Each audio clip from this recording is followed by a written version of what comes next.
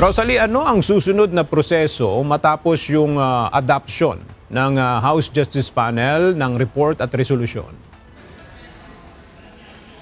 Aga matapos aprubahan ng House Justice Committee ang report, resolusyon at articles of impeachment laban kay Vice President Sara Duterte, ipadadala ito sa plenaryo ng Kamara para sa konsiderasyon ng lahat ng miyembro ng House of Representatives.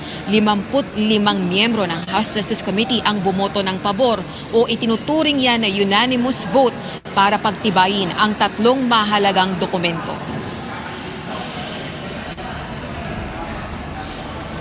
Bibigyan naman ng kopya ng approved committee report, resolution na nagtatalaga ng articles of impeachment ang lahat ng House members, si Vice President Duterte at ang complainants. Sa susunod na linggo pa ito inaasahang matalakay at pagbotohan sa plenaryo ng Kamara at kapag sinuportahan ng hindi bababa sa 100 at 6 na mga kongresista, maitatransmit ito sa Senado para sa isang paglilitis. Ginawa ang adoption o pagpapatibay sa committee report kasunod ng mga pagdinig kung saan inilatag ang mga ebidensya, testigo at testimonya laban kay VP Duterte. Kaugnay ito ng mga alegasyong grounds for impeachment gaya ng maling paggamit ng confidential funds at panunuhol, hindi maipaliwanag na yaman, matinding pagbabanta at destabilization. Paninindigan ni House Justice Committee Chairperson Luis Ro, kailangang ituloy ang proseso ng impeachment laban sa Vice Presidente.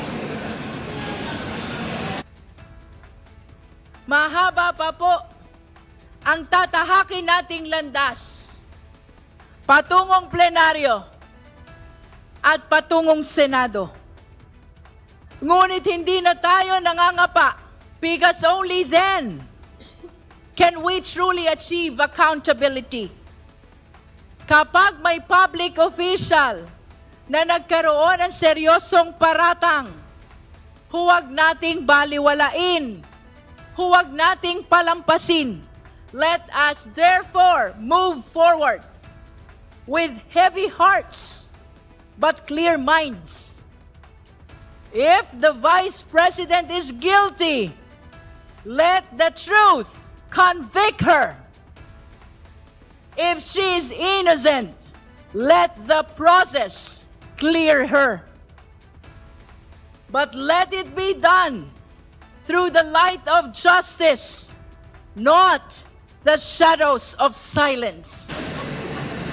Binigyang diin din nito ang nagpapatuloy na kawalang tugon ni VP Duterte sa mabibigat na akusasyong ito. Walang direktang sagot. Sa bawat tanong, walang paliwanag. Naghintay tayo ng salaysay mula sa Vice Presidente sa ilalim ng panunumpa. Pero ang tanging humarap sa atin ay ang tahimik, ang isang bakanteng upuan. Aga sa susunod na linggo pa nga inaasahang matatalakay sa plenaryo ng Kamara ang House Justice Committee report at resolusyon na nagtatalaga ng articles of impeachment laban kay Vice President Sara Duterte. Ayon kay Bicol Sur Party List Representative Terry Ridon, na House Justice Committee member, inaasahan din sa panahon na yon o sa susunod na linggo ay mai-impeach ng Kamara si VP Duterte. Balik sa iyo, Aga.